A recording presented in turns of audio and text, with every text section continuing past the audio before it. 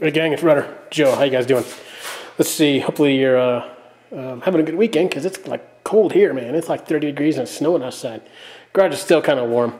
Haven't turned my heater on today, but I did have it on a couple days ago and it got it nice and toasty in here.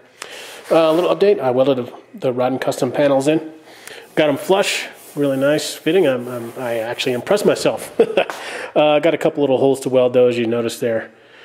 On the back, I'm gonna grind that down just a touch though, not as well as the other side, because I'm putting undercoating on this, so it'll be the kind of rough undercoating, so it'll look decent. It's gonna be black.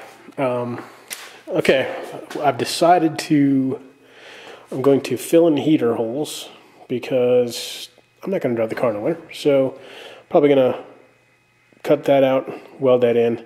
My idea of the old fittings, well, I guess I'll have to find something else to do with them.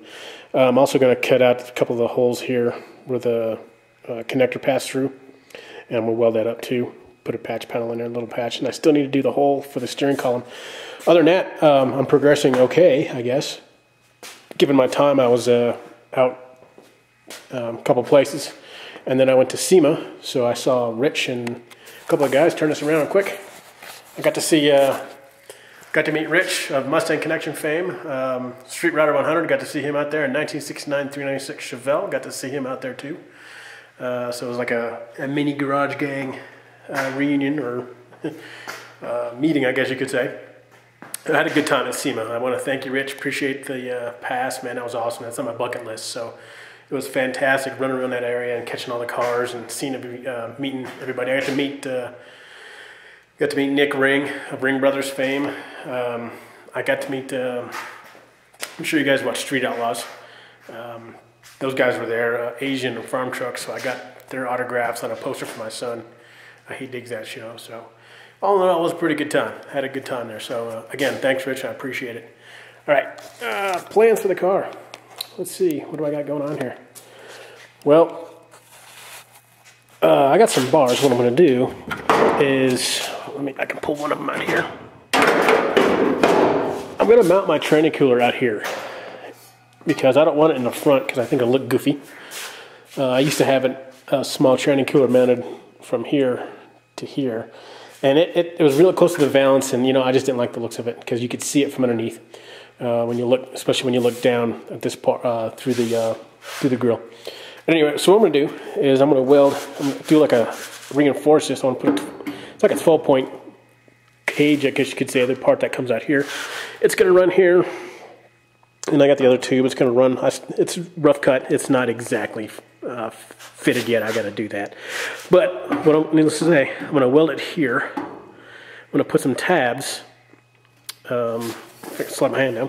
Weld some tabs here, and I'm going to hang the training cooler here, most likely closer to this end, and give some air circulation around the training cooler. So I'll do an in-depth video of that so you guys can see that.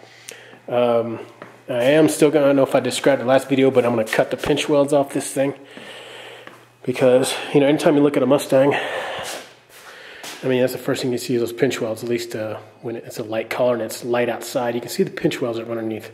So I'm going to trim those down to about 1/4 inch. So hopefully it'll look like the rockers just go right underneath the car. That's one thing I never liked about the Mustangs anyways, those darn pinch welds. So I'm going to cut those off, weld it up a little bit, and yeah, so I'm making some progress. And then, like I said before, I think I'm going to cut this off here, this drip rail. Because it doesn't serve any purpose. I don't have strut towers, so I don't need the strut tower brace. So I'm going to cut all this off, and I'm going to seam weld the upper and lower cowl. My cowl's good. This car has been stored inside most of its life, so I know my cowls are good. I got underneath the car and I looked at it, and yeah, it never leaked. So I think I can do without it. So I'm going to make parallel here, cut it all the way off, smooth the firewall out a little bit. I know, it'll get the engine dirty in the back, but like I said, this is not gonna be a daily driver. It's just gonna be like a tool around car, take it to the car shows, stuff like that. So that is the plan so far. And I'm almost done with the front here. So once this is done, That's cut and welded. Those holes are welded up. That is modified for the steering column. I'm going to move to the back. I'm going to do the, I think I talked to you guys before about putting a 5-point harness in. I'm going to weld some plates with some nuts underneath, weld them into the floor pan. That way, because you can't weld, you know, like I said, you can't weld 5-point harnesses, the bolts to this cheap, or to this, this thin sheet metal here. It doesn't work. So I'm going to guss it, and then I'm going to put the subframes on, and then I'll move back to do the tubs. So that's what I got going on right now. But I am making a little bit of progress, even though it is cold out here. So I know it's a 5-minute video. I'm going to go ahead and cut it short right here. What I will do, though, is I'll probably, some of you guys with a video expertise, I'm going to actually do some video of me actually working. And I know you guys somehow speed it up a lot. I want to do that here. I'm going to show you what I do. And just give, I have some people PMing me about how I do this work, so I figured I'd, you know, show it off a little bit. Plus, if I'm doing anything wrong, somebody can point something out and say, hey, Rudder, you're doing something wrong, I'll do it this way. Because I'm here building this car by myself. So, with that, probably Turbo Cobra, Gary, I'll be contacting you because I know it seems like you got some pretty cool video editing skills, so I'll probably hit you up about that and get your take on how to do that stuff, whether you need some specific software or you have something that comes on the computer. But all right, guys, stay warm if you're in a cold climate, and keep the shiny set up, and we'll see you later.